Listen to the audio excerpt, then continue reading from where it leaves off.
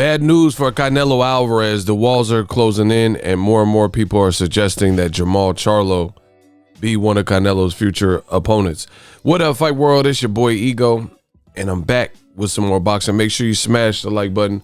Also, subscribe to my channel for the latest and greatest in boxing. Now, let's jump right into it. There's a new interview with Fight Hub, link in the description. Bernard Hopkins says Jermall Charlo gives Canelo trouble. He also says it's a very dangerous fight. And the question was, actually, I'll let you listen to the question. Link in the description. Opinion, Bernard, is there anyone who's able to give Canelo a challenge at 160 or 168, in your opinion? Jermall? Charlo Brothers. Yeah. Yeah, Jermall. Dangerous fight for Canelo.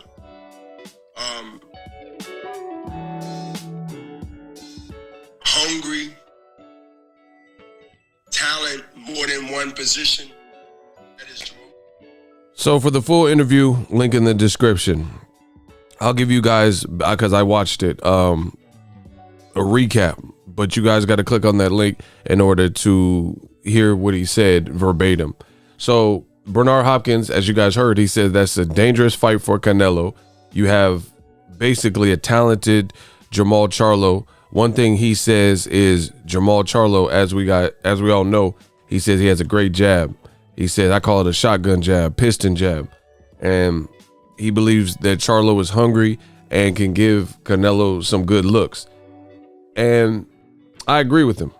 Ironically enough, this is Canelo's old promoter who is saying this. Golden Boy Promotions. Bernard Hopkins obviously works with Golden Boy. And he's telling you what I've been telling you on the page for years.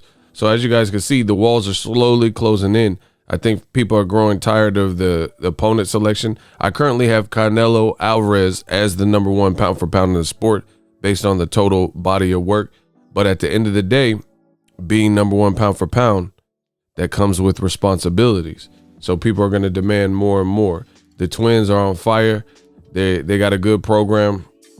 And ultimately, the twins, they're both winning and continue to win and look good in doing it. Jermall Charlo has stated that he doesn't think he'll get the Canelo fight despite wanting it, but he's still pushing for the fight. He's been calling out Canelo for years. Right now, I will play this clip so you guys can take a listen to Jermall Charlo, what he said verbatim.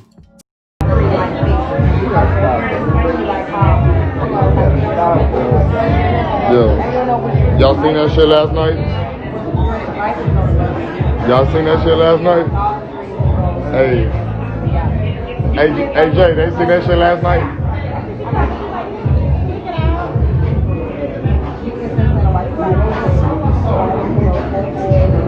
Hey, I ain't gonna lie to you. Let's clear the airways so y'all don't get it mixed like it's true.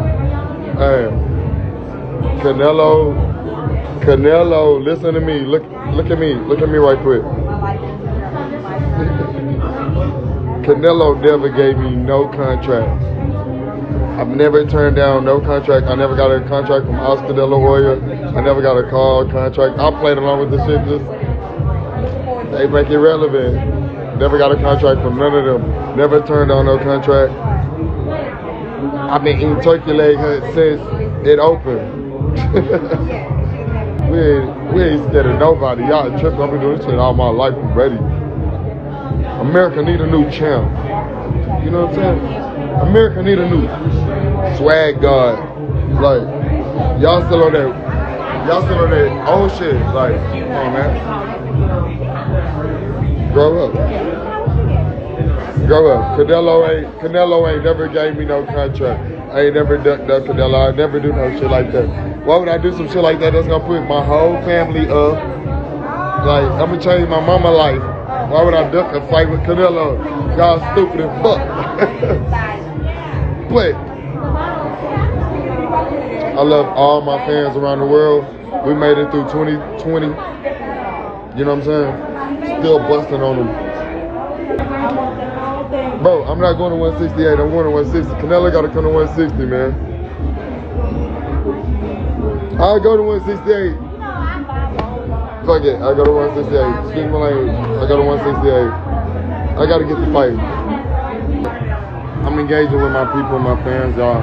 Like, because I'm never going to get that fight with Canelo, so y'all might as well enjoy me while I'm here, because I said about 4 more years I'm retiring. I'm not boxing in 4 more years. It's over.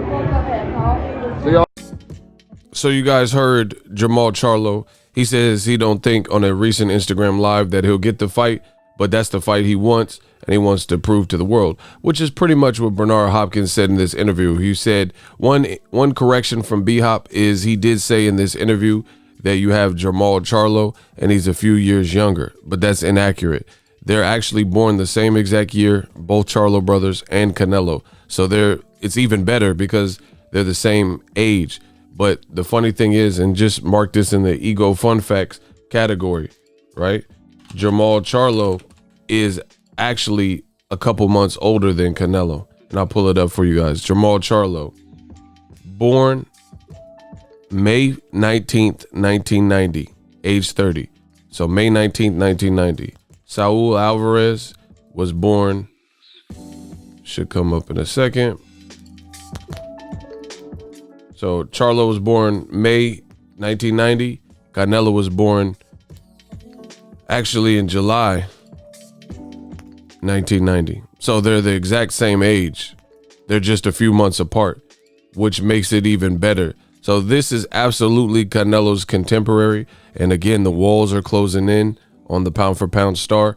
People are going to demand more than just Golovkin 3 and fighting European fighters like Billy Joe Saunders and things like that.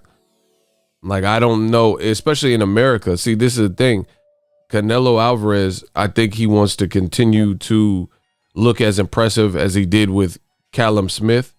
And I really believe his team knows what the toughest fights are out there. Jermall Charlo, he's undefeated. He dominated Sergey Deryevchenko. He's big, he's strong, he's tall. He has fundamentals. He has a jab. That's a difficult fight. Caleb Plant, difficult fight. David Benavidez, difficult fight. Even if Canelo can win, I mean, he's going to be tested in these fights, and they will be good. You know, all things being equal. My only suggestion is for people who are in the running to fight Canelo, be smart and, you know, make sure it works out for you too. The money is cool, but the money can't be everything, right? The money can't be everything. And there's a lot of guys who are selling out because it's an amount of money that they feel will never come back around. But you got to be more Deontay Wilder. Deontay Wilder, he got offered $100 million for, I think it was a 3-fight deal with DAZN, and he turned it down. But yet and still, he looks like he's his own boss, and he already got the Tyson Fury Part 2, and it looks like we'll probably get a Tyson Fury Part 3 fight, both on pay-per-view. And he got paid a lot for the Dominic Breazeale fight, plus endorsements. So he bet on himself, and he seems to be winning, right? So taking like Callum Smith, they said, you know, that he had a 4-week training camp. I mean, he accepted those terms, but at the end of the day, you're not putting yourself in the best position to win. So now your brand is in ruins because you looked horrible versus Canelo. Canelo dogged you. He dog walked you. So hope it was worth it. You know, you got to give yourself the best fighting chance. So for the guys like Jermall Charlo and Caleb Plant, David Benavidez, which I have faith because they all have a good team of trainers and they're with Al Heyman and stuff like that. Don't just accept Canelo, you know, crazy terms and strategies. Because at the end of the day, it's getting to the point where Canelo needs these guys as much as he won't be able to get. How's he going to get paid the amount of money that he's probably intending to get paid if he's not appeasing the fans by making these fights? So these guys have to understand they're in positions of power. Like, let's say Callum Smith. Let's say Callum Smith turned down the offer. Then who is he going to fight? Billy Joe Saunders had just fought Martin Murray, right? Triple G fought the day before. And they're not going to put together a fight like that last minute. That's why I think they brought up the Caleb Plant name to scare Caleb Smith. So I'm not saying that Caleb Plant was not an offer on the real table, but they do it as a scare tactic to hurry up and rush and make the Caleb Smith fight, because Caleb Smith believes that, hey, if I say no, then he's going to fight Caleb Plant. And if you don't have time to prepare, then tell him, oh, well, go fight Caleb Plant. I mean, these dudes is that starving for the opportunity and the money. You know, you got to probably, with your other paychecks and stuff you get from boxing, put yourself in a more winnable position, you know, where you can hopefully get your house paid off, or, you know, reduce your bills to the point where you're like, you know, I'm not going to just do whatever and sell out for the cash. Because if just think about how damaging it is. So Caleb Smith is now coming off of 2 horrible back-to-back performances. I thought he lost versus John Ryder, and he definitely lost versus Canelo. So, like I said, hope it was worth it. Back to Jermall, talented fighter. As you guys can see, he made awkward guys look bad. Canelo, he's in the league as his own. Jermall hasn't fought someone quite like Charlo. But then again, in recent memory, I don't think Canelo's fought someone just like Jermall. Name someone with his size, tenacity, durability. Canelo has a good defense, but so does Charlo. Charlo, just look at him post-fight. You know, this is just a big fight, but the walls are closing in for Canelo Alvarez, because you hear Canelo Alvarez fans say, what has Charlo done? And he don't deserve the fight and this and that and the third. But now you have Canelo's old promoter and a legend in the sport, Bernard Hopkins, saying he wants to see the fight and it's a dangerous fight. Now, I will add this.